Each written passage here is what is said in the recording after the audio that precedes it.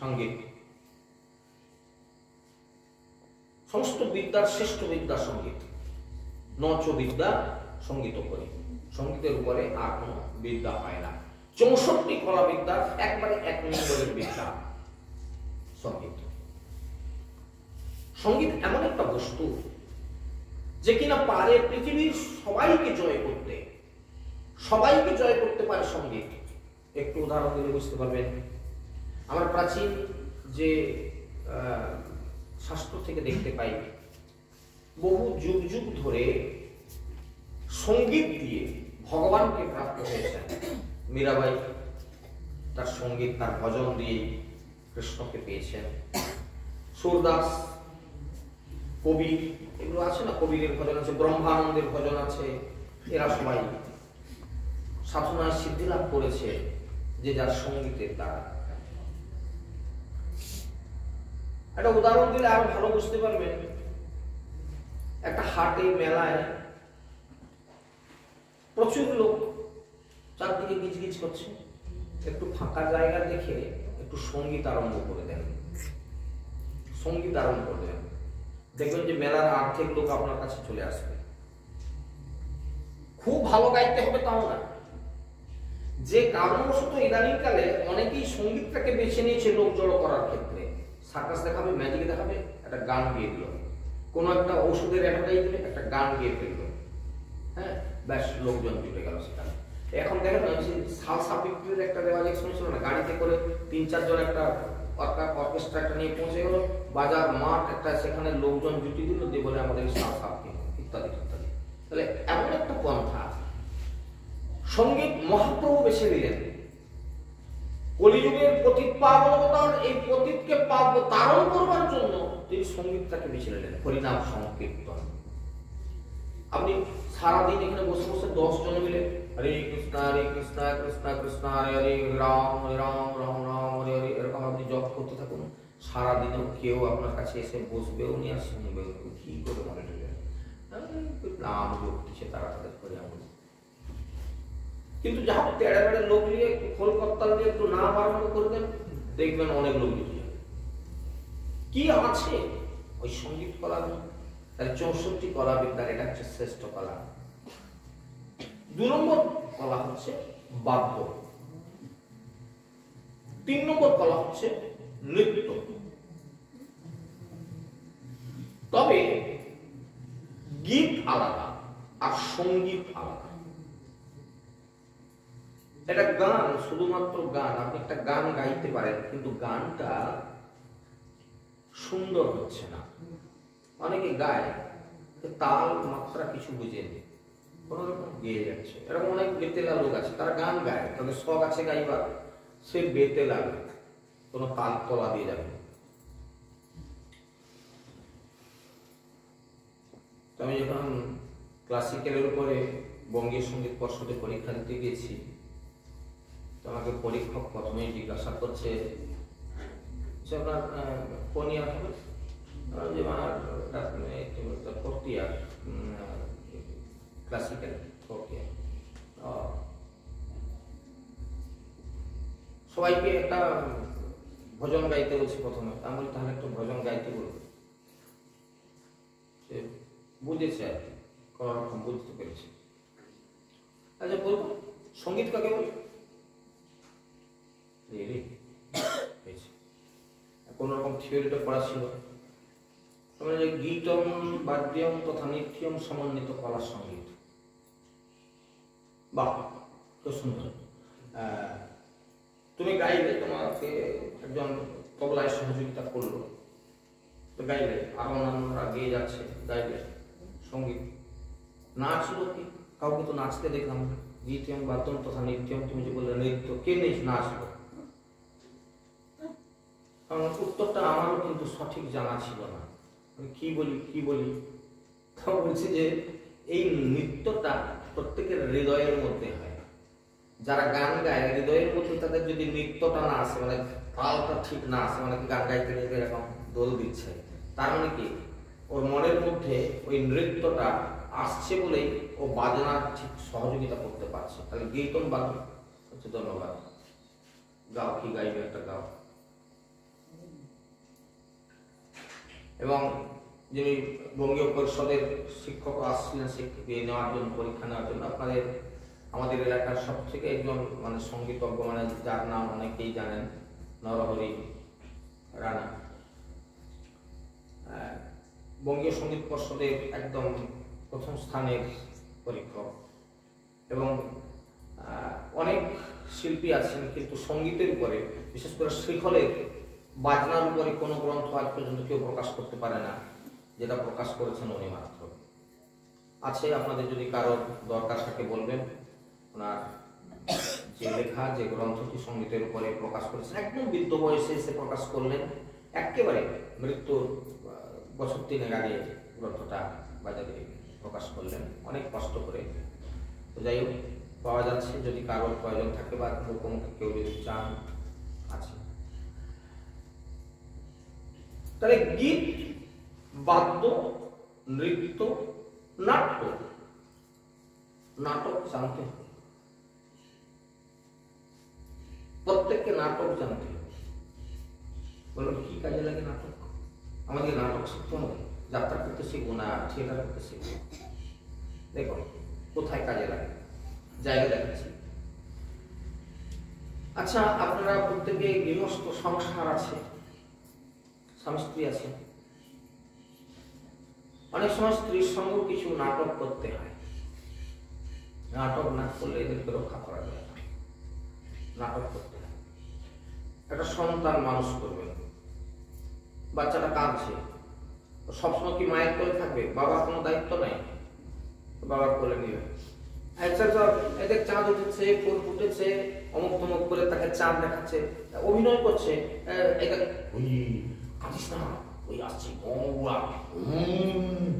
চুপ চুপ চুপ চুপ চুপ ইত্যাদি ইত্যাদি। দেখুন বোঝা যাচ্ছে কিনা? এরকম করে বাচ্চাটাকে চুপ করাতে বলো, ওই কাঁদবি না, ওই দেখ ওই ঘুরে আসছে বলে তাকে ইত্যাদি। এই যে এই নাটকটা আপনার সংসার জীবনে অনেক জায়গায় কাজে লাগবে, যে কারণে এই আলেখ্য ছবি আঁকা, এরকম তন্ডুল কুসুম বালি বিকার, তন্ডুল কুসুম বালি বিকার, এই কলাটার নাম কি? যেমন ধরুন চালের সঙ্গে মাটি কাঁকড় মিশে গেছে, কত পারে বাড়িতে, ওইটাকে রান্না করবেন, ওটা খাওয়া যাবে, ওটাকে বেছে নিতে হবে, এটা একটা কলা।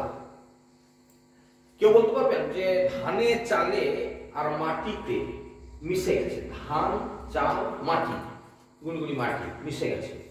একজন কেউ হাত তুলে বলুন তো যে কিভাবে আপনি খুব তাড়াতাড়ি এটাকে পরিষ্কার করতে পারবেন? এটা একটা কলা বিদ্যা। আপনাদের কার এরকম সংস্কার জীবনে তো অনেক হয়, কি করে তাড়াতাড়ি এটাকে বাঁচতে পারবেন বলুন, কারণ বিদ্যা দেবেন। অনেকে ফুসফাস করছে কিন্তু পরিষ্কার করতে পারছে না। না, যেমন ধরুন ধানের গাটা খসখসে, আপনি যদি একটা কাপড়ের তুলি করে ফেলেন, কাপড়ের তুলি, দেখবেন যে ধানগুলোকে সংগ্রহ করা অনেক সহজ হবে। এরকম করে একটু করে দেখবেন ধানগুলো ওটাতে জড়িয়ে যাচ্ছে, বের করলেন। তারপরে দেখবেন একটু এরকম করে ডালডালিগুলো দেখবেন মাটিগুলো কিন্তু একগাট হয়ে যাচ্ছে। অথবা আপনি যদি বাঁচতে শুরু করেন তাহলে অনেক বেশি সময় লাগবে। তাহলে এই যে কলাটা, এটাও আপনাকে জানতে হবে। এই কলা বিদ্যাটার নাম হচ্ছে তন্ডুল কুসুম বালি বিকার। সব মিশে যে বিকারগ্রস্ত হয়েছে ওটাকে আপনাকে উদ্ধার করতে হবে। আপনি রান্না করবেন, আমরা খুব ভালো জায়গায় আছি, আমরা বাড়ির চাল রান্না করে খাই, আমাদের মায়েরা কিছু বোঝে না। বিশেষ করে শহর এলাকায় যে সমস্ত চালগুলো বাজার থেকে আসে অধিকাংশ সময় এরকম মিশা থাকে। কারণ কি, আজকাল কি জানেন তো, ব্যবসা করার জন্য এরকম বালি মিশিয়ে দিচ্ছে, কাপড় মিশিয়ে দিচ্ছে। মানুষের কি ক্ষতি হয়, মানুষের যে কি কষ্ট হয় ওরা বোঝে না। শুধু ওজনে ভারী করার জন্য, মানে কি সামান্য কিছু পাওয়ার জন্য ওরা কি উৎপাদ করছে জানেন তো। বিশেষ করে শহরে যারা বাসিন্দা, এদেরকে চাল বেশিই রান্না করতে হয় প্রত্যেক দিন, বাজারের চাল। হ্যাঁ, আবারও বিভিন্ন রকমের প্লাস্টিক মেশানো হচ্ছে, মানে যেটা আপনি বুঝতেও পারবেন না, হ্যাঁ, ইত্যাদি। পুষ্পস্তরণ, মালা গাঁথা। সংসারের মেয়েরা অনেকেই ইদানিংকালে তারা মালা গাঁথতে জানে না। এটা খুবই দুর্বুদ্ধি সম্পন্ন, এটা তাদের দুর্ভাগ্য মালা গাঁথতে জানে না। ওরে নারী হয়ে জন্মেছে যারা, মালা যারা গাঁথতে না পারে, এদের জীবনটাই বৃথা হয়ে যায়। কেন উত্তর আসতে গেলে অনেক কথা আসবে, এগুলো নিয়ে আপনারা যদি ভালো জানতে চান তাহলে ভারতের নারী বলে একটা গ্রন্থ আছে, কেন মালা গাঁথাটাই শিখতে হবে দেখবেন, ওই গ্রন্থে আছে। আমি আর ওটা খুব বিস্তারিত ব্যাখ্যায় যাচ্ছি না। দশম বাসনা অঙ্গরা, নিজেকে সুন্দর করে সাজা। অনেকে সাজতে জানে না, অনেকে ভালো সাজতে জানে, তা আবার অনেকে ভালো সাজতে জানে না। চুল চুল বাগায় না ভালো করে। অনেক মায়েরা সিঁদুর করে, সে সিঁদুর করারও ঢং নাই, মানে সে মাঝখানে না পড়লে সাইডের দিকে করে দিচ্ছে, ওইরকমই তার গোছ গাছ নেই, এরকম করে ফেলে। এটাও কিন্তু জানতে হবে। শয়ন রচনা মানে শয্যা রচনা, একটা বিছানা পেতে ঘুমোতে জানে না, কি এরকম মানুষের সংখ্যা প্রচুর। ওই যে গতকালকে বলছিল না, সে খাটের এক পাশে বিছানা ঝুলে গেছে, এরকম কোন নেমে গেছে, তার বেডশিট তার অর্ধেকটা গোড়ানা, বালিশ তার সেদিকে চলে গেছে, বালিশের যে উপরে যে ঢাকনা মানে কভারটা দেওয়া আছে, সেই কভারটা ভালো একটা সুন্দর সোস্টপ নেই, মানে সেটা খানিকটা ঢুকে আছে, বালিশ খানিকটা বেরিয়ে আছে, তার কোনো সোস্টপ নেই। তাতেই যাও পড়ার মতো পড়ে গেল।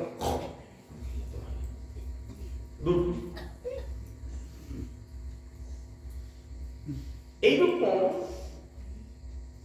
তারপর ধরুন কিছু ইন্দ্রজাল, ইন্দ্রজাল এটা একটা কলাবিদ্যা। ভগবান শ্রীকৃষ্ণই একমাত্র এই 64টি কলাবিদ্যায় পূর্ণ।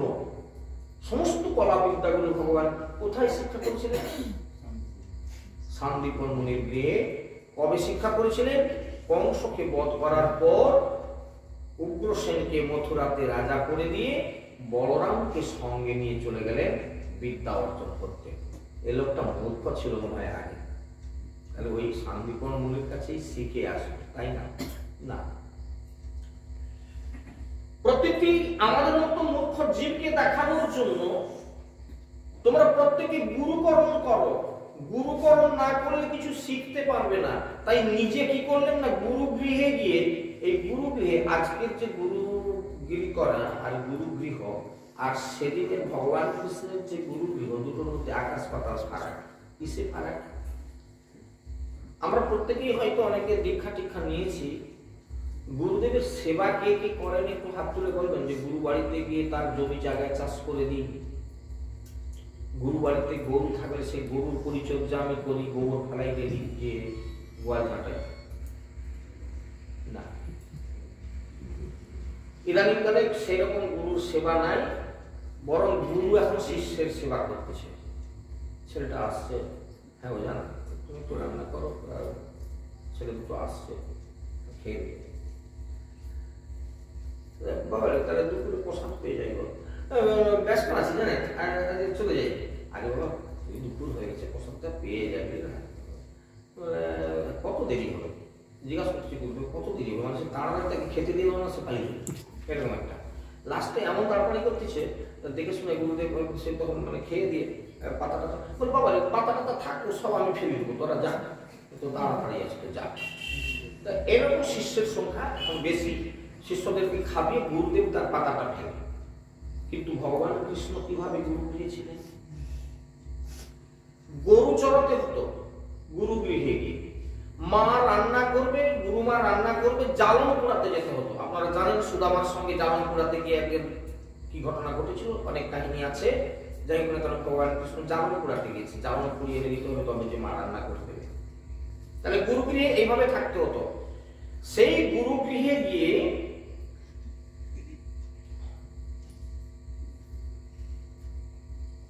তাকে সমস্ত প্রকার কাজ শিখতে হতো, এইভাবে গুরুদেবের সেবা করতে হতো। ভূষণ যোজন, পুস্তক রচন, নাটক রচন, দর্শন শাস্ত্র সম্পর্কে জ্ঞান, ধাতুবাদ, ধাতু চেনা, এটা পেতলের ঘটি না কাঁসারের ঘটি, থালাটা পেতলের না কাঁসারের। কাব্য সমস্যা পূরণ,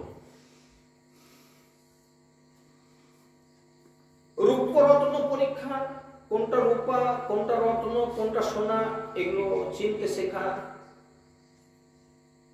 ইত্যাদি ইত্যাদি। এই যে 64টা কলাবিদ্যা আছে, এই কলাবিদ্যাগুলো আমরা বর্ণনা করলাম যদিচ সান্দীপন মুনির গৃহে তিনি শিক্ষা করে আসছিলেন, কিন্তু তার প্রয়োগটা কোথায় করলেন না ব্রজরামা। সেই ব্রজরামা হিসেবে রাধারানীর কাছে, যেমন আমরা দেখলাম রাধারানীকে এতটাই তার কেশ পরিচর্যা করে দিচ্ছেন। এই যে কেশ পরিচর্যা, লোকে চুল আজরাতে জানে না, কারো কারো দেখবেন অনেক মায়েরা হচ্ছে বাবু এই মশা সারাদিন ঘুরে উঠতেছে, আর লাই তো কেশ গাও যত নাই যত রং করছে, কেশ পরিচর্যা করতে জানে না। হ্যাঁ, একটু চুলে তেল টেল দেন আগে, একটু আঁচড় ফাঁচড় দিলে কি সুন্দর দেখায় না, সেটি করতে জানে। ভগবান কৃষ্ণ রাধারানীর কেশ সংস্কার করে দিচ্ছে। তাহলে প্রয়োগটা না করতে শিখলে, তুমি শিখে আসছো গুরুদেবের গৃহে, কিন্তু প্রয়োগ নাই, সেই প্রয়োগগুলো করাচ্ছে। এই যে খোপা সাজানো, বেনি সাজানো, আপনার আমাদের দেশে রেওয়াজ নেই, কিন্তু বৃন্দাবনে এখনো ব্রজমায়েরা প্রত্যেক দিন সন্ধ্যেবেলা বিকেল হলে তারা ফুল দিয়ে খোপা সাজায়, বেনি সাজায়, আজও আছে। সকালবেলা দেখবেন যে সেই ফুলগুলো তখনও আছে মাথায়, কেউ কোথাও যাচ্ছে হয়তো তার প্রয়োজনে গাড়িতে উঠে, আপনারা ওখানে গিয়ে যদি বাসে ভ্রমণ করেন দেখবেন এরকম অনেক ব্রজমা দেখতে পাবেন, যারা রাত্রিবেলা ফুল সাজিয়েছিল এখনো আছে। তা এইরকম সমস্ত কলা বিদ্যায় যার সৌভাগ্যের গুণ বাঞ্ছে লক্ষ্মী পার্বতী, যার পতিব্রতা ধর্ম বাঞ্ছে অরুন্ধতী, যার সদ্গুণ গণের কৃষ্ণ না পায় পার, তার গুণ গণিবে কেমনে জীব ছাড়। আমাদের মতো মূর্খ জীব কি করি বা তার গুণকে গণনা করব? রামানন্দের কাছে রাধারানীর এই তত্ত্বগুলি, কৃষ্ণ তত্ত্বগুলি, তার বিদ্যাগুলি, শিক্ষাগুলি, রাধারানীর প্রেম মাধুর্যের কথাগুলি এতক্ষণ শুনলেন। প্রভু কহে জানিল কৃষ্ণ রাধা প্রেমে তত্ত্ব। রামানন্দ, তোমার কাছে বসে আমি রাধা তত্ত্ব, কৃষ্ণ তত্ত্ব এবং প্রেম তত্ত্ব পূর্ণরূপে জানতে পারলাম। তুমি আর কিছু বলো আমাকে, কি জানতে চাচ্ছেন মহাপ্রভু? এবার শুনিতে চাহিয়ে তোমার বিলাস মহত্ব, শুনিতে চাহিয়ে তোমার বিলাস মহত্ব। এখন এই বিলাস মহত্বটা কি? বিলাস, বিলাস অর্থে ক্রীড়া বা লীলা বা কেলি যেটাকে বলা হয়, এটা অর্থ বিলাস অর্থে। বিলাস মহত্ব, বিলাস মাহাত্ম অর্থে এই কেলির মাহাত্ম, এই লীলার মাহাত্ম। তো রাধা গোবিন্দের এই যে প্রেম মাধুর্য, রাধা গোবিন্দের এই যে কান্তা প্রেম, যেটা সমস্ত সাধ্যের মধ্যে শ্রেষ্ঠ সাধনা, এর বিলাস কি? এর বিলাস তুমি আমাকে বর্ণনা করো, তোমার বিলাস মহত্ব তুমি বর্ণনা করো। এবং মহাপ্রভু রামানন্দের মুখে এই তথ্যগুলি শুনতে শুনতে শুনতে খুব আনন্দ পাচ্ছে। তো বলো, রায় কহে কৃষ্ণ হয়ে ধীর ললিত, নিরন্তর কামে ক্রীড়া যাহার চরিত। কৃষ্ণ হয়ে ধীর ললিত, এই ধীর ললিত স্বভাবটা কিরকম না, সমস্ত সময় প্রেমের খেলা, এবং শ্রীকৃষ্ণ সর্বদাই কোনো না কোনো একটি প্রেমের খেলা নিয়েই আছেন। নন্দালয়ে রক্তপত্রাদি নন্দদাসের সঙ্গে দাস্য প্রেমের খেলা, নন্দ যশোদার সঙ্গে বাৎসল্য প্রেমের খেলা, রাখালের সঙ্গে সখ্য প্রেমের খেলা, আর গোপীগণের সঙ্গে কান্তা প্রেম বা মধুর রসের খেলা। সর্বদাই এরকম কোনো না কোনো একটা প্রেমের খেলাই তিনি খেলে যাচ্ছেন। কি কি সেগুলো এর আগে অনেকবার বলেছি, আবারও একবার প্রসঙ্গ এসেছে তাই আরেকবার তুলে দিই। একটা শান্ত রসের খেলা, একটা দাস্য রসের খেলা, একটা সখ্য রসের খেলা, একটা বাৎসল্য রসের খেলা, একটা মধুর রসের খেলা। কার সঙ্গে কোন খেলা খেলছেন, কোন বিলাস করছেন না, যে ভক্ত তাকে যেরূপ ভাবে ভজনা করছেন, কেউ শান্ত ভাবে ভক্ত, কেউ দাস্য ভাবে ভক্ত। প্রভু আমি, তুমি প্রভু আমি তোমার দাস, তুমি আমার সখা, তুমি আমার বন্ধু। একদম চরম জায়গায় যাওয়ার পর এবার ভগবান কৃষ্ণ নিজেকে ছোট করে দিচ্ছেন। তুমি আমার মা, তুমি আমার বাবা, আমি তোমার পালিত পুত্র, তোমার কোলের ছেলে। ঠিক সেইভাবে বিলাস করছেন। আবার কান্তা প্রেমে যারা ভগবানকে একমাত্র প্রাণপতি রূপে কল্পনা করেছেন, তাদের কাছে সেই কান্তা প্রেমের আস্বাদন করাচ্ছেন। রায় কহি কৃষ্ণ হয়ে ধীর ললিত, নিরন্তর কামে ক্রীড়া যাহার চরিত। এখন এই প্রসঙ্গে একটা সুন্দর প্রশ্ন তুলি নিজে নিজে। আপনারা একটু প্রশ্নটা মন দিয়ে শুনুন। যদিও এর বর্ণনা প্রসঙ্গে এই কথা বলা হলো যে দিবারাত্র সব সময় সে এই রকম কাম ক্রীড়ায় নিরত। এই কাম কার, এই কামনা কার? কৃষ্ণের না যারা তার কাছে বাঁধছে যেই রূপ তাদের। মা যশোমতী কৃষ্ণকে আদরের দুলাল বানাতে চায়, তার কোলের ছেলে, তাকে সে তাড়ন ভৎসন বাঁধন অনেক কিছু করবে। ভগবান তার সঙ্গে সেই খেলাই খেলছেন। ব্রজসুন্দরীগণ কান্তা রূপে তাকে লাভ করার জন্য তার সঙ্গে যে খেলা খেলছেন, ভগবান কৃষ্ণ তাদের সঙ্গে সেই খেলাই খেলছেন। ব্রজ গোপ বালকদের সঙ্গে রাখালিয়া করতে গিয়ে কাঁধে হাত দিয়ে বাঁশি বাজিয়ে ঘুরছেন, তাদের সঙ্গে খেলাধুলা করছেন, তাই তাদের সঙ্গে সেই খেলাই খেলছেন। তো এখানে কাম শব্দের অর্থটা কাম নয়, এটা হচ্ছে প্রেম। কাম আর প্রেমের তফাৎ কি? কাম প্রেমের তফাৎ কি? এই যে বললাম যে না এটা কাম নয়, এটা প্রেম। আপনারা প্রমাণ চান? এটাকে কাম ছিল, তাকে তুমি প্রেম বললে কি করে? তাই না? এই প্রশ্নের উত্তরে বলি,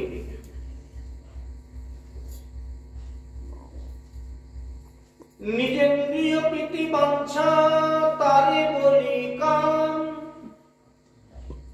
কৃষ্ণেন্দ্রিয় প্রীতি বাঞ্ছা ধরে প্রেম নাম। কোন প্রীতি, কার প্রীতির জন্য তুমি কি করছো? যাদের মন সারাদিনই কৃষ্ণ প্রীতির নিমিত্ত ঘুরে বেড়াচ্ছে, কৃষ্ণের কিসে সুখ হয়? আমরা ভগবান শ্রীকৃষ্ণকে সেবা করব, তার চরণে একটু তুলসী চন্দন দিব। গতকালকে বলেছিলাম কোন চন্দনটা ভগবান পছন্দ করেন, তুলসীটা কিভাবে দিলে ভগবান পছন্দ করেন, ভালোবাসেন, এগুলো শিখতে হবে। গুরুদেবের কাছে বসে শিখতে হবে, তার সেবাটা জানতে হবে, তার কেশ পরিচর্যা, তার বসন ভূষণ আদি পরিচর্যা, তার স্নান আদি কেলি ইত্যাদি সবকিছু শিখতে হবে। একজন কৃষ্ণ সেবককে সবগুলো জানতে হবে।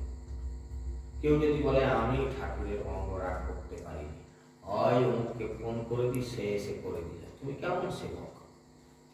কেমন সেবক তুমি বলো? তুমি সেবা জানো না, তুমি ভগবানকে সাজাতে জানো না, তুমি ভগবানের কাপড় চোপড় ভালো করে পরিধান করাতে জানো না, এরকম সেবক তুমি? এটা লোক এসে করে দিয়ে যাবে।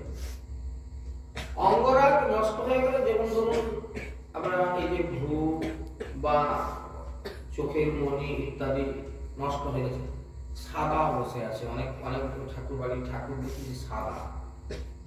আবার দেখুন অনেককে দেখা যায় মাথায় কোনো কেস নাই। একজনকে প্রশ্ন করছে, ঘুমাচ্ছি ছাড়া একদিন যাকে কথা বলছে তোমার ঠাকুরের কেস নাই কেন, না বলে তারা ওইগুলো নষ্ট হয়ে যায় পড়াতে পড়াতে, ওই জন্য পড়াইনি, আছে আমার পড়াই। হ্যাঁ, তুমি কেস পড়ানি, এত সুন্দর বিগ্রহতার মাথায় কেস নাই কেন, না বলে পড়াইনি, পড়াইলে অনেক ঝামেলা তাড়াতাড়ি নষ্ট হয়ে যায়। তোমার মাথায় যে চুল রাখছো, তোমার চুলে তেল মাখতে হয়নি, সাবান শ্যাম্পু দিতে হয়নি, কি করতে চুল রাখছো? চালি তাই না? তুমি মাথায় চুল রাখছো, শ্যাম্পু করতেছো, ভগবানের চুল কেস ব্যবহার করতে গেলে নাকি সেটা খারাপ হয়ে যাবে, তাড়াতাড়ি নষ্ট হয়ে যায়, অত কে কেস কিনবে বাবা? আমরা জানি কোথায় এই কথাটা হয়েছিল, ওই জন্য করে রাখলাম। সব কথা তো সকলে জানে, বলে কেন আমার ঘুম ভাঙা, এই জন্য আর কি, যাই কিছু মনে করেন। নিরন্তর কাম কিনা যাহার চরিত্র, তাহলে এই প্রেমের খেলা শ্রীকৃষ্ণ সর্বদাই কোনো না কোনো একটা প্রেমের সঙ্গে, হয় বাৎসল্য প্রেমে, না হয় মধুর প্রেমে, না হয় সখ্য প্রেমে, না হয় দাস্য প্রেমে, যে যেখানে যেমন ভাবে করছে তার সঙ্গে সেই প্রেমের খেলাই খেলছেন। এখন প্রশ্ন হচ্ছে যে দিন রাত্রির মধ্যে সবসময় যদি তিনি প্রেয়সী দিগের সঙ্গে ক্রীড়া করে থাকেন, তাহলে গোচারণ যদি করেন, গরু চড়াতে যায় কখন? উত্তর হচ্ছে এই গোচারণাদিও একটা প্রেয়সী দিগের সঙ্গে ক্রীড়ারই অঙ্গ বিশেষ। প্রেয়সী দিগের সঙ্গে যে ক্রীড়া, এই গোচারণটাও তার অন্তর্ভুক্ত।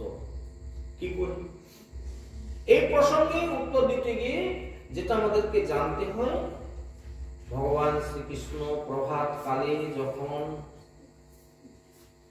আহারাদি পুগলিতে বেঁধে নিয়ে গোচারণে বেরিয়ে যাচ্ছে, এই গোচারণের একটা নির্দিষ্ট সময় আছে। ব্রজ সুন্দরীগণ ভগবানের সেই রূপটা দেখার জন্য তারা রাস্তার পাশে দাঁড়িয়ে থাকতো, কেউ বা বারান্দায় উঠে দেখতে চাইতো তিনি চলে যাচ্ছেন। আমাদের নয়নের মণি, হৃদয়ের হৃদয়েশ্বর, তিনি সারা দিনের জন্য গোচারণে চলে যাচ্ছেন, সারাদিন তাকে আর আমরা দেখতে পাবো না, তাই তারা নয়ন করে দেখে নেয়। এটা কি একটা লীলা বিলাস কিনা, বা একটি প্রেমের খেলা কিনা দেখুন। আবারও সারাদিন তারা খুব রাস্তার দিকে তাকিয়ে থাকে কখন তিনি ফিরবেন।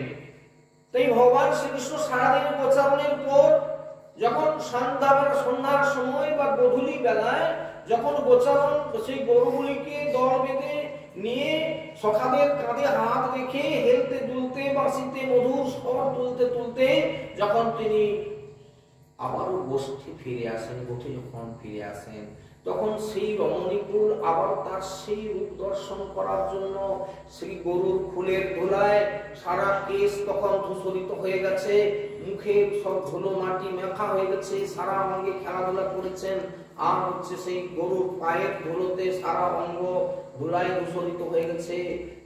ব্রজ সুন্দরীগণ ভগবানের এই রূপটি অবলোকন করার জন্য আবার তারা তাকিয়ে থাকে, বারান্দায় কেউ অপেক্ষা করে কখন তিনি ফিরে আসবেন গোচারণ সেরে। সুতরাং এই গোচারণ লীলাও কিন্তু প্রেয়সী দিগের সঙ্গে একটি ক্রীড়ার অঙ্গ বিশেষ। শ্রীকৃষ্ণ যতক্ষণ নন্দ যশোদার নিকটে থাকেন, কি সখাদের সঙ্গে গোচারণে লিপ্ত থাকেন, ততক্ষণ প্রেয়সী দিগের নিকট থেকে দূরে থেকে পরস্পরের মিলনের জন্য তাদের যে উৎকণ্ঠা, সেই উৎকণ্ঠাটা বাড়িয়ে দেয়। আদরটা তখন বাড়ে যখন কাছে না থাকে। হ্যাঁ, সেই জন্য এই লীলাকে পুষ্টি করাবার জন্য, মিলনের মাধুর্য রস পরিপুষ্ট করাবার জন্য এইগুলোর প্রয়োজন হয়।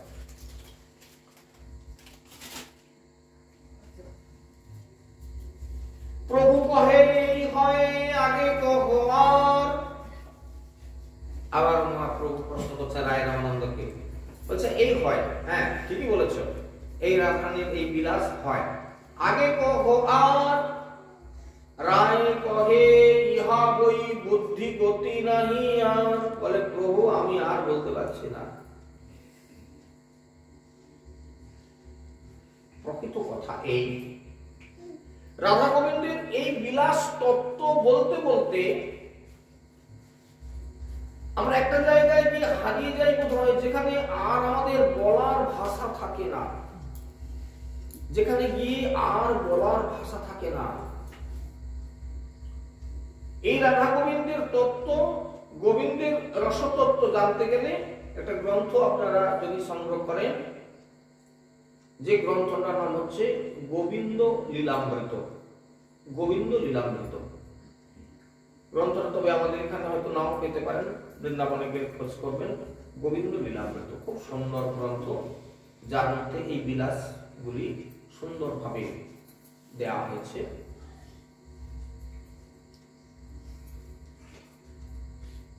তো প্রভু কহে এই হয় আগে কহ আর রায় কহে ইহা বই বুদ্ধি গতি নাহি আর। আমার আর বুদ্ধি নাই, আমি আর বলতে পারছি না। যে বা প্রেম বিলাস বিবর্ত এক হয়, তাহা শুনি তোমার সুখ হয় কি না হয়। বলছেন যে প্রভুর কথা শুনে রামানন্দ বললেন, প্রভু বিলাস মহত্বের গুণগত রহস্য আমার বুদ্ধির অগম্য। বিলাস আমার বুদ্ধির অগম্য, আমার বুদ্ধি এতদূর পর্যন্ত পৌঁছাতে পারে না। বস্তুত লীলারসতত্ত্ব সম্পর্কে কোন বিষয়ই কাহারও বুদ্ধিগম্য হতে পারে না। এটা ভগবত কৃপার একমাত্র অনুভব গম্য। কি অদ্ভুত কথা বললেন রায় রামানন্দ। এইবার বিষয়টা একটু বোঝার চেষ্টা করুন। যারা মায়েরা আছেন একটা কথা বলি, কেউ কিছু মনে করবেন না, কোনো মন্তব্য করবেন না। ভগবানের লীলা বিলাসের সঙ্গে প্রাকৃত সম্বন্ধ রহিত, এই জন্য কেউ কিছু মনে করবেন না যে কথাটা কি এরকম না বললে চলতো না, এরকম মনে করবেন না। পৃথিবীতে যত জন রমণী আছেন তারা পতিব্রতা রমণী যারা আছেন, কারোর প্রতিসেবার সঙ্গে মিলবে না, এক নয়। কথাটা ভাবার জন্য বললাম। রায় রামানন্দ যেখানে গিয়ে হারিয়ে গেছে, মহাপ্রভু যখন জিজ্ঞাসা করলেন তুমি বিলাস তত্ত্ব আমার কাছে বর্ণনা করো, এইবার বলছে যে আমার এখানে এটা আমার বুদ্ধির অগোচর, আমার বুদ্ধির অগম্য, আমার বুদ্ধি দিয়ে আমি এটা আপনাকে বুঝাতে পারবো না। অবশেষে তিনি চিন্তা করে যে কথাটা মহাপ্রভুকে বলছেন, যে বা প্রেমী বিলাস বিবর্ত একই হয়, তাহা শুনি তোমার সুখ হয় কি না হয়। কি সেটা? প্রভু বলছেন, প্রভু কি বলছেন? প্রভু বলছেন যে বিলাস মহত্বের গুরুতর রহস্য আমার বুদ্ধির অগম্য, তবে তোমার কৃপায় এক সময় আমি অনুভব করতে পেরেছিলাম রাধা কৃষ্ণের বিলাস মহত্বের একটি গুরুতম রহস্য আছে। সেই রহস্যটা আমার নিজের রচিত একটি গীতে আমি তার ইঙ্গিত দিতে চেষ্টা করছি। সেই গীতটি আমি নিজেই গেয়ে তোমাকে শোনাচ্ছি। রামানন্দ বলছেন, এই গীতটিতে যে রহস্যের ইঙ্গিত দেওয়ার চেষ্টা করেছি, এইটার নামই হচ্ছে প্রেম বিলাস বিবর্ত। অনন্তদাস বাবাজি মহারাজের একটি গ্রন্থ আছে, প্রেম বিলাস বিবর্ত। সংগ্রহ করবেন এই বিষয়টাকে পূর্ণরূপে অনুভব করবার জন্য। আপনাদের জায়গাটা বলে দিচ্ছি কোথায় পাবেন, কেননা আমারও এত জ্ঞান নেই। এই জন্য যদি কারো ভালো করে জানার ইচ্ছে থাকে, নিশ্চয়ই এই গ্রন্থগুলো সংগ্রহ করবেন, পাবেন। প্রেম বিলাস বিবর্ত, অনন্তদাস বাবাজি মহারাজের রচনা। ওনার লাইব্রেরিতেই পাবেন। বৃন্দাবনে গেলে রাধাকুণ্ডের পাশে ওনার লাইব্রেরি আছে, এই লাইব্রেরি থেকে আপনারা সংগ্রহ করবেন। অনেক পুরানো গ্রন্থের দোকান আছে বৃন্দাবনে, এই দোকানগুলোতে খোঁজ করবেন, হয়তো কিছু কিছু গ্রন্থ পাওয়া যেতে পারে। এবং এখানে একটু এদের কাছে মূল্যটাও কম নাই, এরা পুরানো গ্রন্থের দোকান। যাই হোক না কেন, বলছে যে এই বিষয়ে আমি একটা সঙ্গীত করেছিলাম, সেই সঙ্গীতটার মধ্য দিয়ে আমি একটু বোঝাতে চাইছি, দেখুন তো বুঝতে পারেন কিনা। অথবা যে রহস্যটি তুমি প্রকাশ করতে চাচ্ছ আমার রচিত গীতে যদি তার ইঙ্গিত না থাকে তাহলেও তোমার সুখ হবে না। তুমি যেটা জানতে চাচ্ছ যদি আমার গীতটা তা না হয় তাহলে তোমার সুখ হবে না, তোমার রসনা তৃপ্তি লাভ করবে না। তাই প্রভু আমার মনে একটা সন্দেহ জাগছে কি, যে সেই সঙ্গীতটি শুনে বা গীতটি শুনে তুমি সুখী হবে কিনা আমার একটা শোনাবো বলছিলাম, কিন্তু সুখে তোমার এখন সুখ হবে কিনা সেটা শুনে। তথাপি আমার গীতটি আমি নিজে গিয়ে তোমাকে শোনাচ্ছি, তবু তুমি প্রভু তোমার অভিলাষ বস্তুটি দেখো তো এই সঙ্গীতের মধ্যে আছে কিনা। কিন্তু এই রহস্যটা কি, কোন রহস্যের এডিকেট করলেন রায়?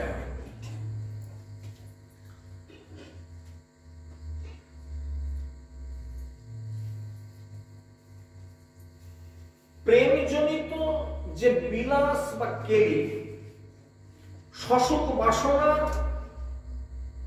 যেখানে কোনো গন্ধ মাত্র নেই, নিজের সুখ বাসনার যেখানে কোনো গন্ধ মাত্র নেই, প্রেমের বিষয় যিনি কেবলমাত্র তার সুখবিধানের বাসনা, কেবলমাত্র তার কৃষ্ণ সুখৈক তাৎপর্যময়ী যে বাসনা, এর থেকে জানা যায় যে সেই বাসনার প্রেরণায় সংগঠিত বিলাসটাকেই এই বিবর্ত বিলাস বলা যেতে পারে। এটা শশক বাসনা দ্বারা বর্ণিত বিলাস নেই, তাদৃশ বিলাসের নাম হচ্ছে কাম বিলাস। যেমন একটা কথা বলি, প্রেমের আতিশয্যে কথাগুলো বলতেই হচ্ছে, ওই আবারও আপনাদের কাছে বারে বারে একটা কথা বলছি, কেউ কোনো রকম মন্তব্য করবেন না। যেমন একটা উদাহরণ দিচ্ছি, উদাহরণটা একটু মন দিয়ে শুনুন, আপনারা নিজেরাই বুঝতে পারবেন। আমি প্রতি পরায়ণা সতী রমণী, আমি সারাদিন ধরেই চেষ্টা করছি আমার স্বামীর কিসে সুখ হয়। তার বিছানাটা সুন্দর করে ঝাড়পোছ করে দিলাম, তার পোশাক পরিচ্ছদ গুলো সুন্দর করে কেচে পাট করে ইস্ত্রি করে বা সুন্দর করে সাজিয়ে রাখলাম, তার জুতোটা পর্যন্ত ধুয়ে মুছে বেশ পালিশ করে ঠিকঠাক করে রেখেছি, তার ব্যবহার্য প্রত্যেকটা বস্তু সুন্দর, তাকে যে পাত্রে খেতে দেব সেটা কি সুন্দর ঝকঝকে করে মেজেছি ইত্যাদি। খুব মন দিয়ে জায়গাটা শুনো, একটা উদাহরণ দিয়ে আপনাদের দেখা গেল যে বিকেলের দিকে তিনি বিছানায় শুয়ে পড়েছে। এমন সময়টা শোইবার মানে ঘুমানোর সময় নয়, কেন শুয়ে পড়ল বিছানায়, কেন নিজের শরীরটাকে এড়িয়ে দিল? আমি যেটা এই বিলাস অর্থে যেটা আমি বোঝাতে চাইছি, সেক্ষেত্রে এর কিন্তু কোনো কারণ নেই। কেন ও বিছানায় শুয়ে পড়লো এর কোনো কারণ নেই। এইবার কারণটা আপনাদের ধরিয়ে দিচ্ছি, দেখুন তো এরকম কোনো ঘটনা হতে পারে কিনা। ও চাইছে তার প্রেয়সী তার কাছে এসে বসে যদি তার মাথায় একটু হাত বুলিয়ে দেয় তাহলে তার সুখ হবে। আমি আপনাদের একটু আগে বলেছিলাম যে পৃথিবীতে যত এরকম সেট আছে, কোনো সেটের সঙ্গে কোনো সেটের মিল করবে না। সবাই প্রতিব্রতা সতী রমণী, প্রতি সেবাই তাদের ধর্ম, প্রতি সেবাই তাদের জীবন, কিন্তু সকলের প্রতি সেবা একরকম না। এই জন্য বাজারে গল্প করে বা ক্লাসে শিখিয়ে দিয়ে কাউকে প্রতি সেবা শেখানো যাবে না।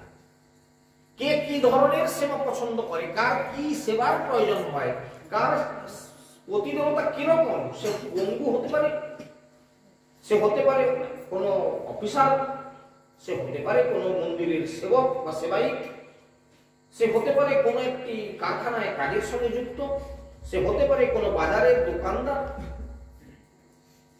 এতগুলো কারণে কার পতির কিরকম সেবা দরকার। আমার স্বামী দোকান খুলতে যাবে 4টার সময়, কিন্তু যে চাকরিতে যাবে সে বেলা 10টায় স্নান করে খেয়ে দিয়ে যাবে, তাহলে দুজনের সেবা এক না। আমার স্বামী মাঠে যায়, ও সকাল 7টায় চলে যাবে, তাহলে তার স্বামীর সেবাটা ওই চাকুরিয়ার সঙ্গে ব্যবসার সঙ্গে এক করলে চলবে না। ও কাদা মাদা মেখে বেলা 3টায় ফিরবে, কিন্তু আমার স্বামী দোকান বন্ধ করে আসবে সন্ধ্যা 9টার সময়। দুটো সেবা এক না। এরই নাম হচ্ছে বিলাস বিবর্ত। ঠিক একই চাইছে, একটু যদি ওই সুন্দর হাতের সেবা প্রাপ্ত হতে পারি আমার মনটা ভরে যাবে, এই আশায় ও করেছে কিনা এই অসময়ে বিছানা নিয়ে নিয়েছে। প্রেয়সী দেখলো যে সে কেন এই সময়টা শয্যায় গাটাকে এলিয়ে দিল, শরীর খারাপ করছে, কাছে এসে বসলো। একটা ক্লু আপনাদের দিলাম যে বিবর্ত বিলাসটা কি হচ্ছে। বিবর্ত বিলাস যদিও আমার বলতেও ঠিক একটা ইয়ে করছি না, আপনাদের বুঝতেও কষ্ট হচ্ছে, কিন্তু আসলে এই জায়গাগুলো খুবই কঠিন জায়গা। গ্রন্থের এই জায়গাগুলোকে না বুঝতে পারলে ভগবানের লীলা বিলাস সম্পর্কে ধারণা আসবে না। এই জন্য ভগবানের সেবাও সকলের সমান না। আমরা তারপরে যেটা বলবো, তুলসী জল সাকসাত করতেছি, তার সঙ্গে একটু আবার চন্দন একটু সাকসাত করে দিয়ে দিলাম, স্নায়ু বৃন্দায় করে দিতে পারলেই হলো।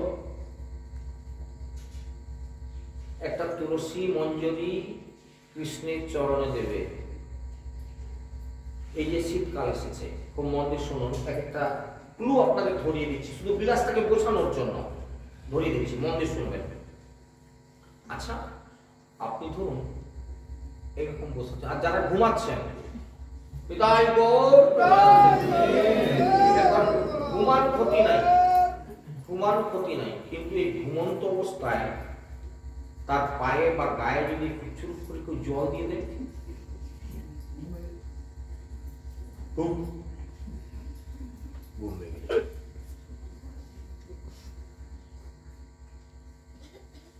এখন চরণে হঠাৎ করে একটু জল কেউ যদি দিয়ে দেয়, আপনি ভগবানের সেবা করছেন, খুব মন দিয়ে সেবা শুনুন, সেবা শিখতে হবে, গুরুদেবের কাছে বসে যেন শিখবেন মন দিয়ে।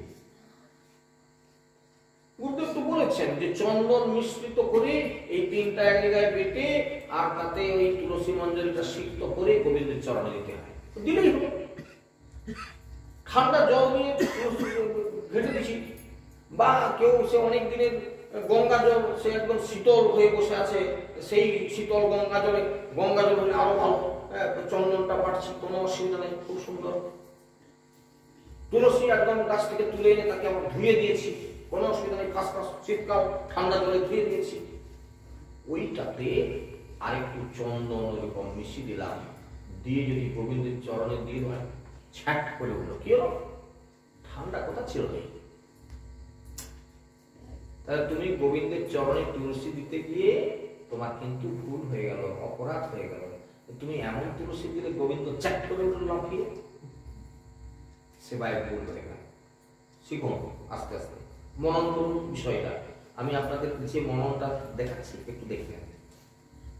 তাহলে কি করবেন, গোবিন্দের চরণে তুলসীটাকে ওই চন্দন মিশ্রিত করে দেওয়ার আগে এই চন্দন মিশ্রিত করে রেখে দেন, থালিতে সাজিয়ে রেখে দেন, চিকচাক চিকচাক করে। কটা তুলসী পত্র লাগে আপনার সেবার জন্য মাখিয়ে নেন, মাখিয়ে একটা থালাতে সাজিয়ে রেখে দেন, ওটা শুকোবে। দেখছেন না, এই যে যেখানে বিশেষ করে যে 108 তুলসী দেওয়া হবে বিষ্ণুতে, দেখবেন এরা জানে ভালো, তুমি চুপ করে বসে কিছু বলেনি, দেখেছে বিভিন্ন জায়গায় ঘরে, তো মানে বিভিন্ন জায়গায় দেখেছে, কি দেখবেন ওখানে 108 তুলসী দেওয়া হবে, কি 1008 তুলসী দেওয়া হবে। সমস্ত তুলসীগুলোকে কি করা হয়, এরকম বড় বড় থালিতে, একটা থালিতে না ধরে 4টা থালিতে তুলসীটা একদম চন্দন সিক্ত করে একটা একটা করে শক্তি দিয়েছে, শুকনো হবে, তারপর একটা বীজ গায়ত্রী বলে দেওয়া হবে।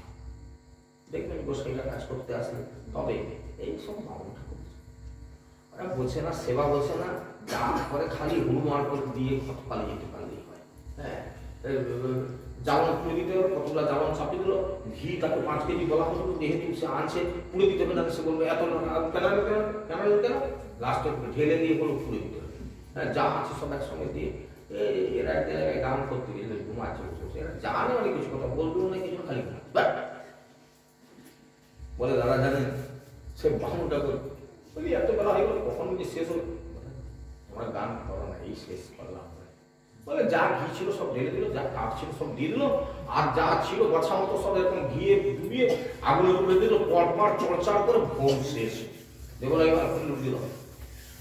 গান করতে গেলে একদিন সামনে বলতে দেওয়া যায় এরকম একটা জাগ হয়ে গেল। বুঝতে পারছেন তো আমি কিটা ইন্ডিকেট করতে চাইলাম? এটা রসিকতা করে খালি কারোর উদাহরণ দিয়ে বলিনি। কথাটা হচ্ছে তাহলে সেবাটা শিখতে হবে। কোন সেবাতে ভগবান সন্তুষ্ট, এইরকম যাগযজ্ঞ যে ব্রাহ্মণেরা করে এদেরকে দুয়ারে বসতে দেবে না, পরিষ্কার কথা। ডেকে আনবেন, এই কথাটা যারা শুনলেন ডেকে আনবেন তাদেরকে। এই জন্য এই যে যাগযজ্ঞ যারা করে, গ্রন্থে দেখানো আছে, ওদেরকে স্মৃতিটা ভালো করে পড়তে বলবেন। প্রত্যেকটি এরকম ঘৃতাহুতি দেওয়ার সময় প্রত্যেকটা দিতে হবে আহুতি, প্রত্যেকবার হাতটা ধুইতে হবে, তারপর আরেকটা আহুতি দিতে হবে। গছা করে দিয়ে দিল, কোথায় শেখানো আছে? বলবে না এই কথা, জোর করে বলি কেন? দেখবেন গ্রন্থগুলো দেখতে বলবেন না, জেনে সব কাজকর্ম করে এরকম জগৎময় ভুল হচ্ছে।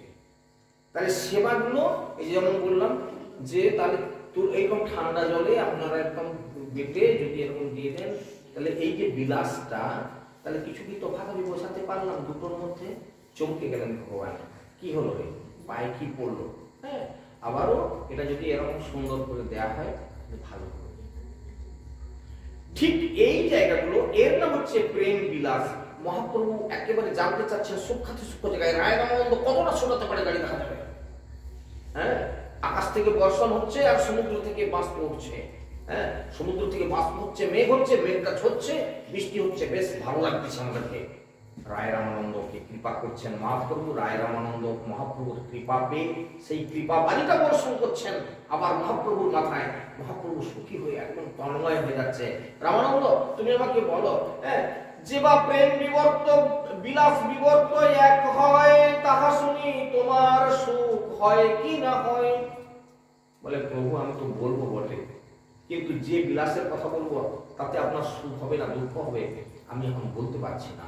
এমন হতে পারে গ্রীষ্মকালে এরকম একটা ভিজা তুলসী যদি আহ খুব সুন্দর লাগলো রে, কে দিদি রে বা,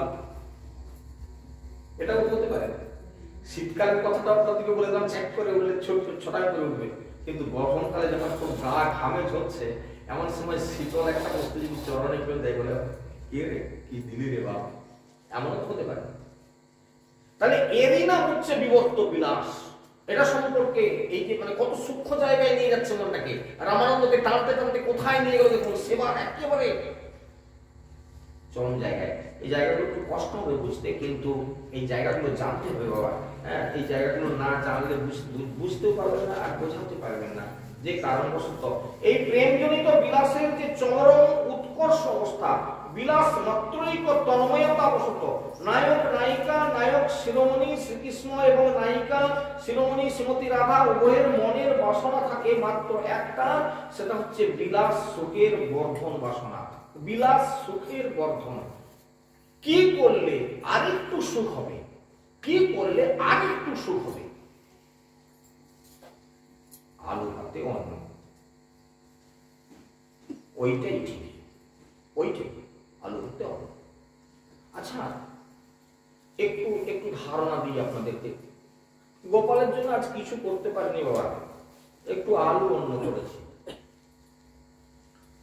আচ্ছা, আলুটা মায়েরা জানেন আলু হাতে প্রত্যেকদিন দেন আর বেশ সুন্দর করে তৈরি করে সেবা করেন, বাচ্চাদেরকে খাওয়ান ইত্যাদি ইত্যাদি, স্বামীকে খাওয়ান, ভালো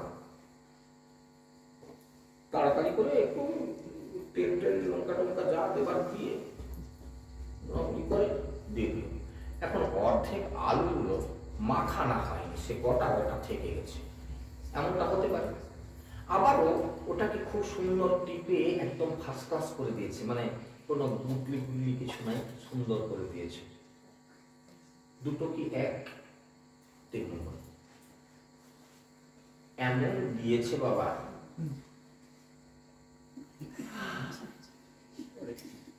এমনটা হতে পারে। লবণ একটু বেশি পড়ে গেছে আমার, এর জন্য নুনে খারাপ হয়েছে। মানুষে আপনারা বলেন বিলাস গোবিন্দের সেবায় দিয়েছেন, গোপালকে ভোগটা দিচ্ছে, গোপালের গলা চলে গেল গো লঙ্কা খেয়ে। এমন নুনটা দিল গো মা, মা খেতে দিচ্ছে গোপালকে। গোপাল বলে মা গো তুই কি খাওয়ালি, এত নুন দিছু মা, আমি খাবো কি করে? এমনিতে আমার নরম মুখ, নুনই খাওয়া মুখ, এইরকম নুন খালি আমি টিকবো? কি বলবেন আপনারা? এরই নাম হচ্ছে বিলাস। তাহলে এই যে সেবার জায়গাটা। আচ্ছা, আবার একটা সেবা, পাতায় ছড়ি ছিদ্রিয়ে খালি দিয়ে দিল কতগুলো, কি থালায় করে সাজিয়ে দিচ্ছে, ছড়ি ছিদ্রিয়ে দিয়ে দিল, শৌখিনতা নেই।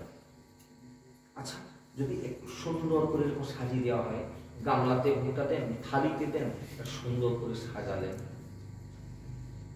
অল্প এরকম করে নিয়ে খামচা করে খানিকটা দিয়ে দিন। আচ্ছা, ওই আলুটাকে যদি সুন্দর করে একটা মন্ডপ তৈরি করা, বেশ সুন্দর। একই জিনিস, নুনতে ঝাল নুন যা দেওয়া আছে আছে, কিন্তু ঠিকই এইটাকে সুন্দর করে দিলে কি একটা সৌন্দর্য আসে না? প্রসঙ্গত আমার জীবনের একটা স্মরণীয় ঘটনা বলি। সরস্বতী পূজা উপলক্ষে একদিন, তখন প্রাইমারি স্কুলে পুজো হতো, তো খিচুড়ি আর আলু সেদ্ধ। হ্যাঁ, তো একজন রসিক মানুষ, মানে রসিক এই কারণে বলছি যে সেই রসটা আপনাদেরকে আজকে এতদিন পরে, অনেক বছর আগেকার কথা, ছোটবেলায়, তো সবাইকে খিচুড়ি দিয়ে দেওয়া হয়েছে। আলু এবার কি না, বালতিতে করে সে আলু তৈরি করে নিচ্ছে, কড়াই মেখে নিচ্ছে, দিয়ে বালতি করে নিয়ে এসে সবাইকে দিচ্ছে, অনেক বড় কম্বল বোস করে দিয়েছে, এরকম ধরছে খানিকটা করে দিয়ে দিচ্ছে। এখন একজন সবাই খেতে শুরু করে দিয়েছে উপহার করে, সে বসে আছে এরকম যে, মানে যে তাকে আলুটা দিয়ে গেল, মানে তার কি সুন্দর কন্ডিশনটা শুনুন আপনারা। এই বিলাসের মধ্যে সেই কথাটা এতদিন পরে স্মৃতিতে আসছে। তো তার মুখের দিকে চেয়ে বসে আছে। কি গো, তুমি কিছু বলবো? কেন খাওনি তুমি? হ্যাঁ, তুই যে মুখে আলুটা দিল, মানে রসিকতা কথা জিজ্ঞাসা করো, তুই যে মুখে আলুটা দিল, আমার মনটা খুব খারাপ হয়ে যায়, এরকম করে তুই দিয়ে দিবি। ঘরে বই, তার থেকে আমার ঘরে খাওয়া ভালো, তোর বৌদি যদি আমাকে দিত না, ওইরকম কোনোদিন দেয়, কি সুন্দর করে এরকম করে দিত বলে সকলের একটা খুব হাসি হলো। মানে কথাটা শুনুন তো, আলুটা মুখে এমন দিল, তারা আমার মনটা খুব খারাপ হলো, এরকম দিয়ে দিল। ঘরে গেলে আমাকে কি সুন্দর এরকম করে দিত। এই বিলাস শুধু পরিবেশনের যে একটা সৌন্দর্য, একটা থালিতে করে ওই আলুটাই, আলুটা সুন্দর করে দিয়ে, একটু সুমন্ডটা করে দিয়ে, বেশ চুল করে সাজিয়ে, তারপরে একটা তুলসী পত্র দিয়ে আমি যখন ভগবানের কাছে নিবেদন করছি, এটা একটা হতে পারে, ওটা হতে পারে। আবার থালায় কত সাধারণ করে দিয়ে তার উপরে একটা তুলসী চড়ে দিচ্ছি, লেখা তো খা। বিলাসটা কোথায় হচ্ছে? বিলাস ঠিক এইটা। কাপড় চোপড় সবই করছে, একটু গুছিয়ে গাছিয়ে পরে মনে হয়, সেই এদিকটা ঝুলে গেছে, সেদিকটা এরকম হয়ে গেছে, এটা যদি হয় সে ভালো না। চুল সকলেরই আছে মাথায়, একটা যদি সুন্দর করে সময় নেই, কি করবো, এটা কিন্তু একটু সুন্দর করে সাজানো হয়, ওটাতেই ভালো দেখাবে। ঠিক এরই নাম হচ্ছে বিলাস। উল্লেখিত বিলাসাদি সাক্ষাৎভাবে অনুষ্ঠিত হলেও পরম উৎকণ্ঠাবশত তাদের নিকটে স্বপ্নিক বলে মনে হয়, এটা যেন স্বপ্নের বলে মনে হয়। আলোটা দিল বটে, কিন্তু এতটা ভক্তি ফলে দিল, সন্তুষ্ট হয়ে গেলাম। আবার অনেক কিছু দিল যার মধ্যে কোনো ভক্তি নাই, যার মধ্যে কোনো গোছগাছ নেই, সেখানে অনেক খেয়েও ভালো লাগে, তৃপ্তি হলো না। তাহলে ভগবানের আপনার তৃপ্তি হলো, তারপর ভগবানের তৃপ্তিতে যাবেন। এই জন্য জনজগতের উদাহরণগুলো দিয়ে আপনাদেরকে নিয়ে যাচ্ছে ভগবানের লীলাবিলাসের মধ্যে সেবার পরিপাট্য। এই জন্য কি সমস্ত ভক্তের উচিত গুরুদেবের কাছে যেটা শিক্ষা করছেন ওটা হচ্ছে বেসিক, ওটা শিক্ষা, ওটা ভিত্তি, ওটা ভিত্তি শিক্ষা। যেটা শিক্ষা করছেন ওটা ঠিক, কিন্তু বিভিন্ন ভক্তরা তাদের সেবার মধ্যে যে পরিপাট্য এনেছেন, ওই পরিপাটিটা দেখতে হয় বসে। ওই যে আপনাদেরকে একটা বলেছিলাম, নবদ্বীপে গিয়ে একজন মায়ের মালা গেঁথে ভগবানকে পরানোর পরিপাটিটা দেখে আমি অবাক হয়ে গেলাম। অনেক প্রকারের ফুল, সে একরকমের ফুল না, বা রজনীগন্ধা দিয়ে গাঁথছে কি গাঁদা দিয়ে গাঁথছে এমন না, যার যে ফুল পাচ্ছে একটা ঝুড়িতে করে ওই বাঁশের একটা সাজিতে করে তুলে আনছে, ভগবানের কাছে নতজান হয়ে বসে মালা গাঁথতে শুরু করেছে। লকেটটা পর্যন্ত করে দুপাশ তুলছে, একবার করে এরকম পরিয়ে দেখছে যে কি করবো। আর লাল ফুলের এখানে একটা তোড়া দিয়ে মাঝখানে লাল দিয়ে খাই দিয়েছে, হলুদ দিয়েছে, যে মায়েরা সব গেঁথেছে কেমন করে। ঠিক ওইভাবে সে পড়াচ্ছে, ঠাকায় খুঁজে দেখলো যে হ্যাঁ এই ফুল আমার 6টা আছে, সুতরাং এই পাশে 3টা, এই পাশে দিকটা দিলে সুন্দর লাগবে। এই যে গাঁথছে, দেখুন বিলাস কাকে বলে। ফুল তো ফুল, মালা তো মালা, যা হোক মালা দিলে হলো, কতগুলো ফুলকে রিং ব্লিং সরিং করে গেছে দিলে ওটা মালা হয়ে যাবে। কিন্তু রং ভজিয়ে 3টা লাল 2টো হলুদ এরকম করে একটা মালা গেঁথে যাচ্ছে, সে অঙ্ক কষেই। এটা সৌন্দর্য। আবার 5টা কোথাও লাল, তারপরে 2টা হলদার, আবার 6টা হলদার পর 3টা লাল, ভালো লাগছে। এরই নাম বিলাস। তাহলে এই যে সেবার, এই যে শৌখিনতার যে পরিপাট্য, রামানন্দ ঠিক এই কথাগুলো বর্ণনা করতে আছেন। অনেক কথা, অনেক কথা। এত কহিয়া মনকৃত গীত গাইল, প্রেমে প্রভু সহস্তে তার মুখ আচ্ছা দিল। মুখে চাপা দিতে গেল আপনকৃত রায় রামানন্দ নিজের রচিত একটা গীত, কবি বিদ্যাপতির লেখা এই পদাবলী।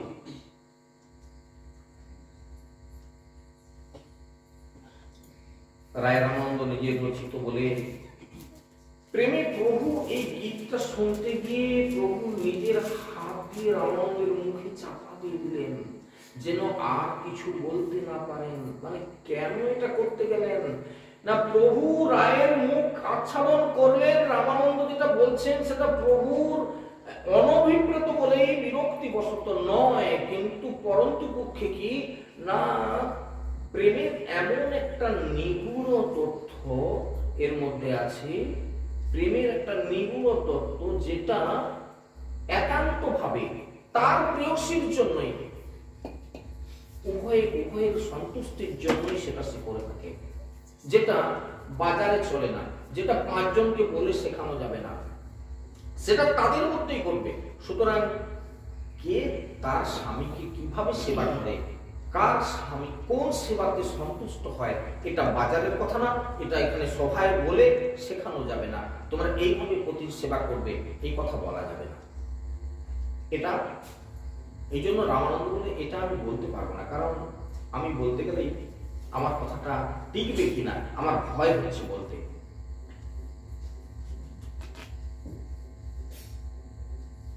নিরুপদি প্রেম কথঞ্চিদপি উপাধীন সহতে। এই মুখটা কেন আচ্ছাদন করে দিলেন কবি কর্ণপুর তার বর্ণনা দিচ্ছেন। নিরুপাধি প্রেম কোন উপাধি সহ্য করতে পারে না, নিরুপাধি প্রেম কোন উপাধি সহ্য করতে পারে না, অর্থাৎ কোন নির্দিষ্ট নিয়মের সেবা পছন্দ করতে পারে না। আজকে এরকম করেছে বলে কালকে এরকম করবে, এটা পছন্দ না। এটা যদি করতে যাওয়া হয় তাহলে তখন কি হবে না, একঘেয়ে হয়ে যাবে। তো ডেলি সেই রকম খেতে দেয়, সেই রকম। হ্যাঁ, এর মধ্যেও কিছু বিলাস থাকবে। এই যে মায়েরা একরকম রান্না করেন, বিভিন্ন প্রকার, আজকে এরকমটা হলো, ডেলি কি ভাত তরকারি হবে না, আজকে একটু পিঠে পায়েস করি, এমনটা যদি হয় তাহলে বৈচিত্র্য আসলো। এই বৈচিত্র্য কেন আসতে হয়, মানুষের মধ্যে যে এই যে একঘেয়েমি, ভগবানের ক্ষেত্রে ঠিক তাই, একঘেয়েমি। প্রত্যেকদিন খালি আলু ভাতে অন্ন দিই, ভালো লাগে না ভগবানের। তাহলে কি না, এর মধ্যে কিছু বিলাস, হ্যাঁ, এর মধ্যে ওই ছোটখাটো মধ্যেই করুন, কিন্তু দেখা যাবে সেটা আরেক রকম। দেখা গেল যে ডাল আর আলু অন্য করেন, আচ্ছা চাল ডাল আলু সব একসঙ্গে দিয়ে একটু যদি খিচুড়ি বানানো হয় আজকে, দেখবেন ওইটাই কিন্তু তার একটা আলাদা স্বাদ হয়ে গেল। হ্যাঁ, ঠিক ভগবানের এই যে প্রেমে প্রভু সহস্তে তার মুখ আচ্ছা দিল, ওই গানটা কি ছিল? কহিল হিরাগ নয়ন ভঙ্গ ভেল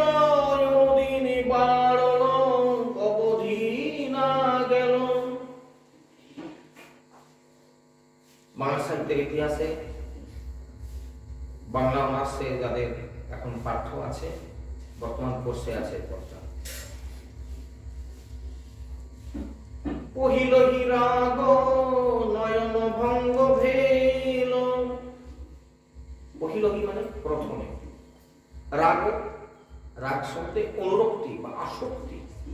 প্রথমের যে আসক্তি, রাগ শব্দের একটা পরিভাষিক অর্থ আছে যে প্রেম ক্রমশ বৃদ্ধি প্রাপ্ত হয়। প্রেম ক্রমশ বৃদ্ধি প্রাপ্ত হয়ে কোথায় যায়? প্রেমটা বর্ধন হতে হতে স্নেহ, স্নেহটা বর্ধন হতে হতে মান, মানটা বর্ধন হতে হতে প্রণয়ে পরিণত হয় এবং প্রণয়ে নিজের প্রাণ, মন, বুদ্ধি, দেহ এবং পরিচ্ছদাদির সঙ্গে প্রীতির বিষয়ের প্রাণ, মন, বুদ্ধি, দেহ, পরিচ্ছদ এক। অনুদিন বাড়লয় অবধি না গেল। তাহলে প্রেমের এই যে উৎকর্ষতা, রাগের বৈচিত্র্যের মধ্য দিয়ে যা চলা। নয়ন ভঙ্গ ভেল। নয়ন ভঙ্গ মানে চোখের পলক পড়তে যে সময়টা লাগে সেই সময়ের মধ্যেই হলো যা জন্মিল, অতি অল্প সময়ের মধ্যেই সেই রাগটা জন্মালো। অনুদিন বাড়লয় অবধি না গেল। এবং এইভাবে বাড়তে বাড়তে বাড়তে বাড়তে দিনের পর দিন মানে প্রতিদিন বাড়তে বাড়তে নিরবিচ্ছিন্ন ভাবে বৃদ্ধি পেল। এবং বৃদ্ধি তো পেল বটে, অনুদিন বাড়ল বাক্যে অল্প সময়ের মধ্যে যেন হঠাৎই কৃষ্ণের প্রতি আমার যে রাগ জন্মেছিল, রাগ বলতে রাগারাগি নয়, অনুরাগ। এই লোকে আবার ভুল বুঝবে বলে তাহলে কৃষ্ণের প্রতি রাগারাগি করতেছিল না, অনুরাগ। যেভাবে রাগটা বর্ধিত হলো, অনুদিন আস্তে আস্তে বাড়তে বাড়তে যেন হঠাৎই কৃষ্ণের প্রতি আমার অনুরাগ বেড়ে গিয়েছিল এবং তার সেটা দিনের পর দিন নিরবিচ্ছিন্ন ভাবে বাড়তে বাড়তে জানিস কোনো সীমায় পৌঁছালো না। প্রেমের কি এরকম কোন সীমা আছে বাড়া? এই জন্য বলছে যে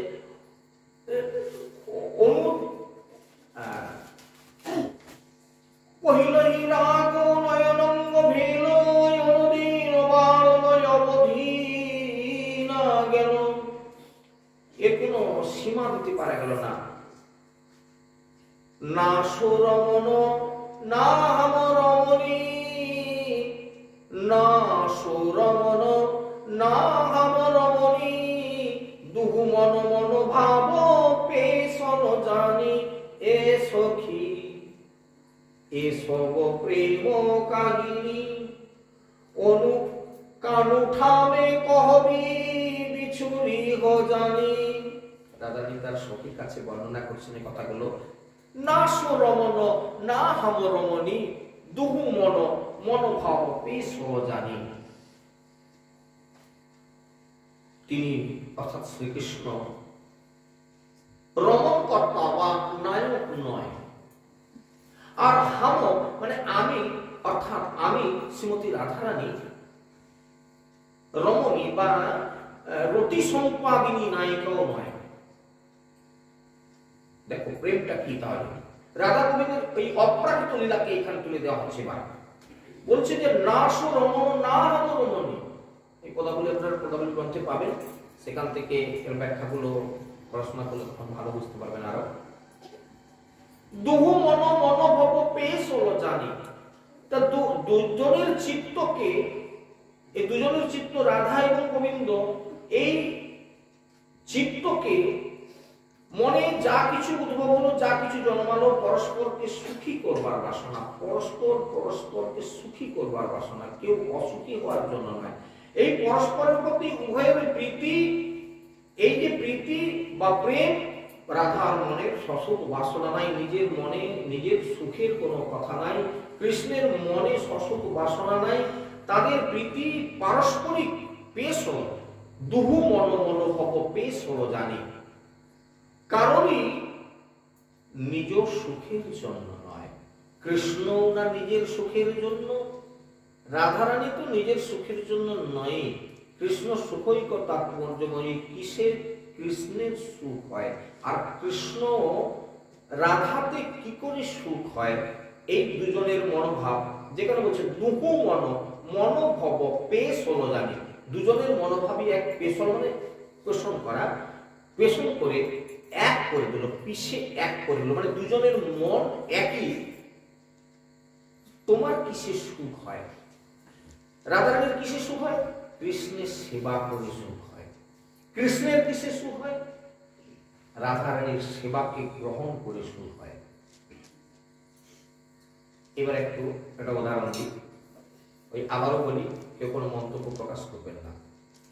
এখন স্ত্রী ভাবলো স্বামী বোধহয় সারাদিন খুব পরিশ্রম করে এসেছে, তো আমি একটু তার চরণ সেবা করে দিই। সে এই মনোভাব নিয়ে সে যেই না তার চরণে,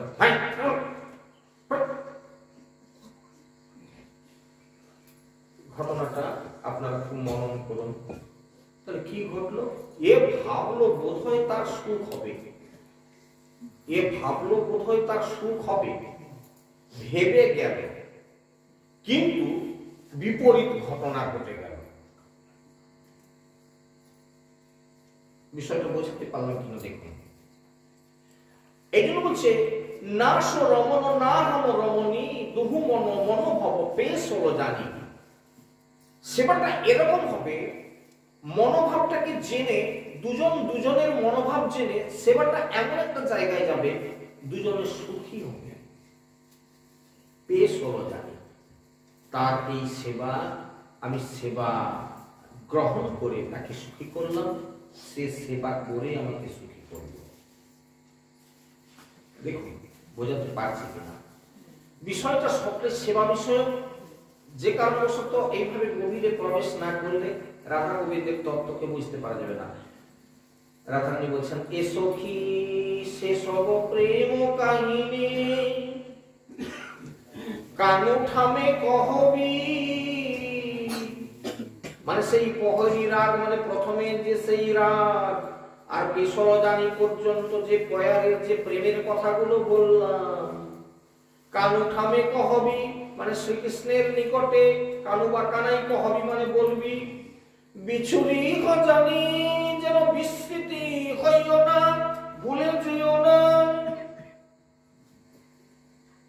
এ সখী এ সব প্রেম কাহিনী কানু ঠামে কহবি, বিছুরি জানি না খোঁজল দুতি, না খোঁজলি আনো, দুহুকেরই মিলনে মধ্যত পাঁচ বান। এই মিলনের মধ্যে 5টা বান কাজ করছিল। কি কি বান?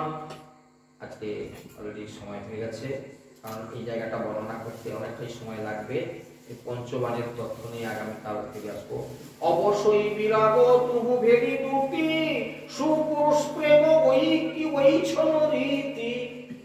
ভাষাটা মৈথিল ভাষা, একটু বুঝতে কষ্ট লাগবে।